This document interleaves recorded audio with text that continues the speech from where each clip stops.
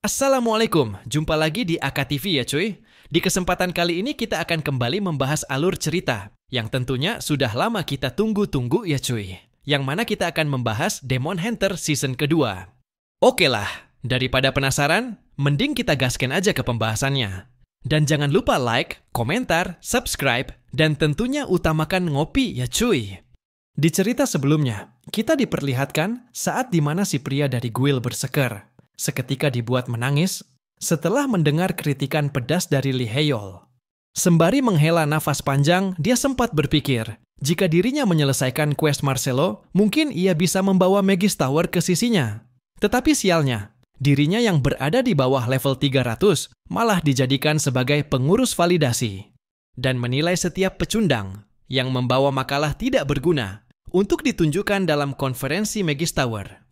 Tepat ketika memikirkan hal tersebut, Cleo yang mendapat giliran untuk menunjukkan makalahnya sempat memasang ekspresi terkejut begitu melihat Lee Hae-yeol berada di sana. Sedangkan Lee Hae-yeol sontak memasang muka datar dan langsung menyuruh Cleo untuk segera duduk. Akan tetapi, wajah datar itu justru malah membuat Cleo semakin dibuat salah tingkah karena dia tidak menduga yang akan menilai makalahnya adalah Chief Mage Lee Hae-yeol. Bahkan saking groginya, dia sampai kesulitan untuk menjelaskan tentang makalah yang ia buat. Hingga dengan bercucuran keringat dingin dan air mata yang mengalir deras, dia berusaha menjelaskan dengan singkat bahwa penelitian yang dia buat merujuk kepada kultivasi eliksir. Sontak Lee Hae-yeol mendadak tertegun sembari melebarkan matanya setelah mendengar dan membaca isi dari makalah Cleo, seakan dia menemukan sesuatu pada penelitian tersebut. Dan setelah beberapa saat, Cleo akhirnya keluar dari ruangan Lee Hae-yeol, sembari memasang tampang yang dipenuhi dengan ketidakpercayaan. Di saat yang sama, senior Mage Bella Yusia secara tidak sengaja melihat raut muka Cleo yang seakan begitu lemas. Sehingga dia mengira bahwa penelitian yang Cleo buat tidak lolos dalam validasi. Namun raut mukanya mendadak berubah menjadi berbinar-binar dan mengatakan bahwa penelitiannya berhasil lolos. Dan sontak perkataan Cleo membuat Bella terkejut. Dia berpikir bahwa itu sungguh mustahil karena mengkultivasi eliksir lebih dekat dengan alkemi ketimbang magis. Dan tentunya penelitian itu akan sulit untuk mendapatkan persetujuan dari akademi. Karena penasaran, Bella sempat menanyakan apa yang dibahas oleh Marcelo. Tetapi Cleo yang terlihat kegirangan mengatakan bahwa penilaiannya tidak dilakukan oleh Marcelo, melainkan oleh Lee Hae-yeol itu sendiri. Dan lagi-lagi dia sontak kembali terkejut begitu mendengar Lee Hae-yeol menjadi pengurus validasi. Sembari tersenyum, dia menebak dalam pikirannya bahwa Lee Hae-yeol tidak hanya memiliki kemampuan di bidang healing magis, tetapi juga di bidang alkemi dan potion. Menurutnya, hal itu akan membuat Marcelo dipenuhi dengan kecemburuan dan sangat disayangkan dirinya juga tidak merekrut Lee Hae-yeol terlebih dahulu. Sementara itu, di ruangan Lee Hae-yeol, Marcelo tiba-tiba merasakan gatal pada telinganya. Seperti ada seseorang yang sedang membicarakan dirinya, sehingga hal itu juga membuat Lee Hae-yeol keheranan. Kemudian, Marcelo menanyakan kebenaran tentang Lee Hae-yeol, yang hanya menyetujui satu makalah penelitian dari sekian banyaknya makalah yang diajukan kepada Magus Tower. Dan lagi makalah tersebut merujuk kepada penelitian tentang kultivasi eliksir. Tentunya hal itu membuat Marcelo penasaran. Apakah tanaman eliksir bisa digunakan sebagai rare ingredient dalam potion making? Kemudian, Lee Hae-yeol membenarkan pertanyaan tersebut. Dia juga telah memprediksi, jika kultivasinya berhasil, maka hal ini akan menjadi gebrakan besar bagi development potion, sehingga bisa mengurangi biaya penelitian mereka. Namun di sisi lain, Lee Hae-yeol berpikir, hal ini juga akan sangat bagus bagi dompetnya. Pastinya kalian paham, apa yang ada di otak nih MC. Mendengar hal itu, dia sempat memasang tampang murung sembari mengatakan bahwa dirinya tidak sadar Lee Hae-yeol juga sangat pandai dalam alkemis. Magician experience Lee Hae-yeol memang tidak pernah gagal membuat dirinya terkesan. Akan tetapi, wajah murung itu justru membuat Lee Hae-yeol penasaran, sehingga dia menyuruh Marcelo untuk mengatakan langsung kepada dirinya. Dan di saat yang sama, dia juga mendapatkan sebuah misi baru yang disebut dengan investigasi Qi. Lalu dia mengatakan bahwa dirinya membutuhkan bantuan Lee Hae-yeol untuk menyelidiki hal yang disebut dengan Rift. Dan apakah Lee Hae-yeol ingat, magis yang dirinya demonstrasikan merupakan gabungan dari dua konsep yang jauh berbeda. antara magis dan science. Ia memutuskan menyebut magis tersebut sebagai Qi. Jadi dirinya ingin Lee Hae-yeol memverifikasi penelitiannya dalam Qi. Di sisi lain, Lee Hae-yeol sempat kebingungan tentang hubungan Qi dengan penyelidikan Rift. Namun secara mendadak ia menyadari tentang hal tersebut, yang mana Qi merupakan gabungan dua konsep yang jauh berbeda. Sedangkan Rift adalah ruang di mana dunia nyata dan dunia arkana bergabung. Dengan artian, Rift adalah Qi itu sendiri. Di sisi lain, hal ini juga akan membantu untuk mengungkap tentang sinkronisasi dirinya yang tidak biasa dengan Grenfell. Sehingga hal ini membuat dirinya semakin berambisi untuk segera mendatangi lokasi yang akan ia selidiki. Mechanical Tower, sebuah nama yang diselimuti oleh misteri, dan semua tower itu dibangun di berbagai wilayah di benua Arkana. Bahkan NPC juga tidak mengetahui hakikat sebenarnya dari tower tersebut. Dan metode apa untuk membuka pintu masuk yang belum pernah ditemukan. Dan sekarang, hal ini juga ditambahkan sebagai misi baru, karena permintaan Marcelo yang ingin menyelidiki tentang tempat itu. Namun ketika melihat level dari misinya, sontak membuat nyali Lee Hae-yeol seketika menciut, karena misi tersebut berada di tingkatan level 400, sedangkan dirinya hanya level 295, dan lagi ia harus menyelidikinya seorang diri. Tentunya hal itu juga membuat dirinya sontak kelabakan, karena harus mencari sebuah cara untuk menutupi kekurangan pada levelnya. Ditambah lagi, ia hanya memiliki beberapa item yang hanya bisa dipakai sebagai persembahan untuk mengalahkan demon. Meskipun ia bisa memanfaatkan semua itu, tetapi kemungkinan semua itemnya tidak akan cukup untuk menutupi kekurangan pada levelnya. Dan tepat ketika dia tengah kebingungan, secara tiba-tiba dia menemukan item dasi yang sangat cocok tanpa kekurangan apapun. Sontak hal itu membuat Lee Hae-yeol terlihat kegirangan karena mendapatkan jackpot yang tidak terduga, sehingga dia langsung menyuruh Grenfell untuk memakainya.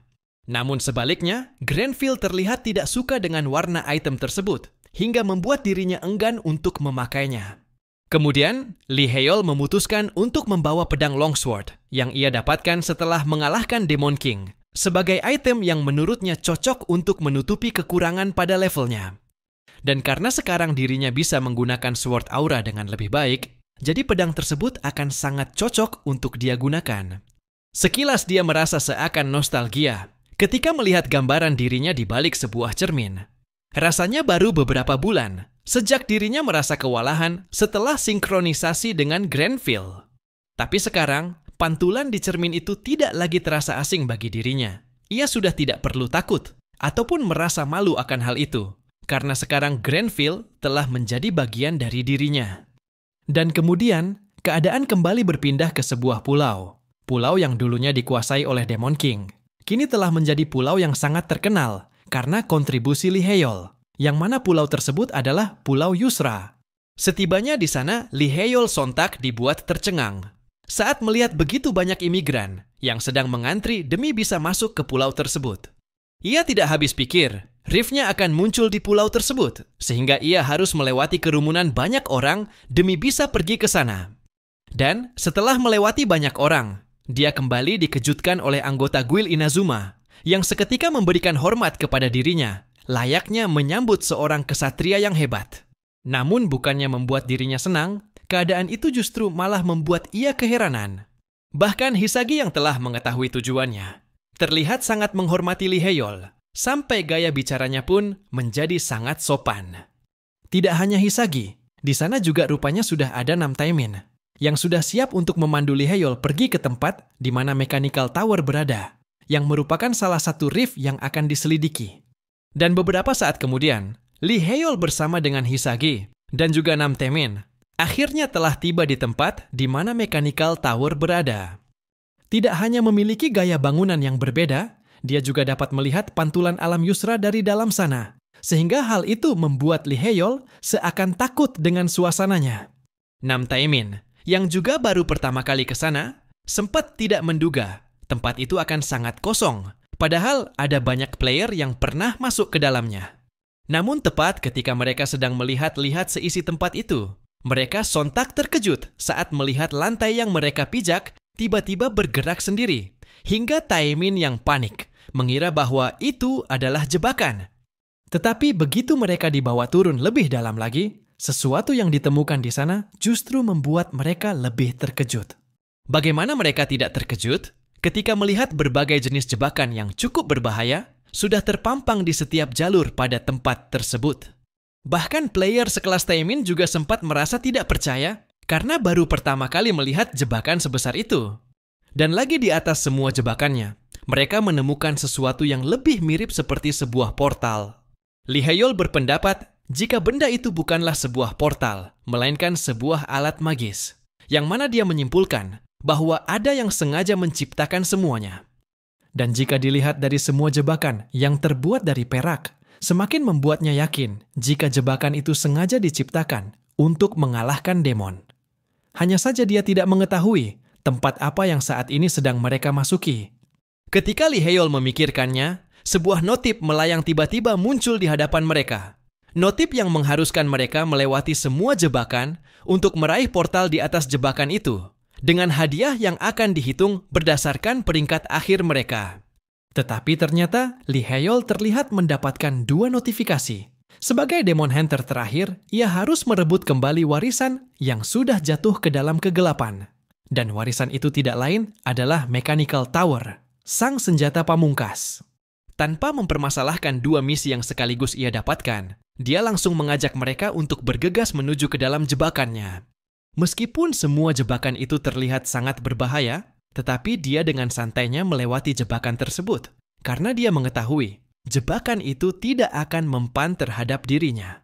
Menurut perhitungannya, semua jebakan itu dikendalikan oleh alat magis yang didesain khusus untuk aktif dari gangguan alat magis itu sendiri. Jika proses gangguannya bisa dianalisa, maka mengetahui titik lemah jebakannya bukanlah suatu masalah. Tetapi berbeda dengan mereka berdua, yang terlihat sangat kesulitan melewati jebakannya, lantaran asal terobos tanpa memperhitungkan langkah mereka. Bahkan Taemin tidak henti mengeluarkan teriakan histeris sepanjang melewati semua jebakannya, lantaran takut apabila benda tajam itu membuat dirinya mokat. Dan setelah melewati berbagai macam jebakan, akhirnya mereka sampai ke tempat portal itu berada. Meskipun Taemin dan Hisagi terlihat langsung teler begitu sampai di sana.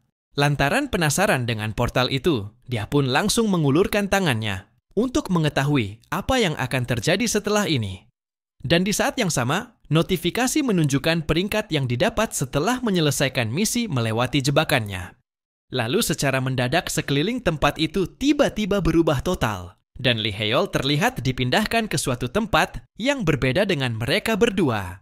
Notifikasi kembali menyampaikan, peringkatnya telah selesai dihitung, dan tim akan ditentukan berdasarkan peringkat yang telah tercatat. Melihat hal itu, sempat membuatnya bertanya-tanya, apakah Hisagi dan Taemin berada di tim yang sama, dan kemana mereka berdua dipindahkan. Di sisi lain, dia juga sempat merasa senang, karena akan ada anggota lain yang satu tim dengan dirinya. Namun pemikiran itu ternyata tidak sesuai dengan ekspektasinya. Setelah melihat tim yang ia dapat hanya beranggotakan 1 orang, yang tidak lain adalah dirinya sendiri. Melihat notifikasi tersebut, sontak membuat bola matanya seakan ingin keluar, dan disertai dengan keringat dingin lantaran terkejut, sekaligus tidak paham mengapa hanya dirinya sendiri di dalam satu tim. Selain itu, hal yang lebih membuatnya terkejut saat mengetahui misinya adalah turnamen antar tim untuk bisa naik ke lantai yang lebih tinggi. Dan lagi dia melihat sistemnya sedang mencari tim lawan. Sontak dia langsung berteriak sekencang mungkin setelah membaca notif sistem yang bisa saja membuat dirinya seketika menjadi gila dalam sekejap. Dan apakah yang akan terjadi kepada Lee Hae-yeol? Apakah dia akan semakin stres? Nantikan bagaimana kelanjutan ceritanya hanya di AKTV. Semoga terhibur dan sampai jumpa di lain waktu.